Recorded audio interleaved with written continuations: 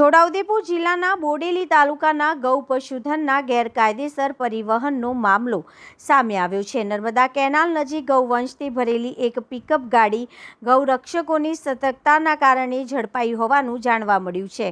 ઘટનાની જાણ થતાં પોલીસ તાત્કાલિક ઘટના સ્થળ પર પહોંચી હતી અને 4 શખ્સોને કસ્ટડીમાં લઈ આગળની કાર્યવાહી હાથ ધરી છે। મળતી માહિતી મુજબ પિકઅપ વાહનમાં ગૌ પશુધનને યોગ્ય વ્યવસ્થા વિના પાણી અને ચારા વગર લઈ જવાઈ રહ્યું છે। ગૌરક્ષકોને શંકા જતા તેમને વાહન રોકવાની તપાસ કરતા ગૌવંશ મળી આવ્યો હતો।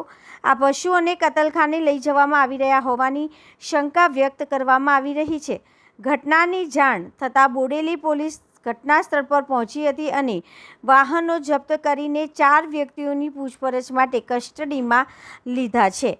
સમગ્ર મામલે પોલીસ દ્વારા તપાસ શરૂ કરવામાં આવી છે અને પશુધન ક્યાંથી લાવવામાં આવ્યું હતું તેમજ ક્યાં લઈ જવામાં આવી રહ્યું છે તે અંગે તપાસ ચાલી રહી છે। આ ઘટનામાં ખાસ વાત કરી રહ્યા છીએ કે ગૌવંશની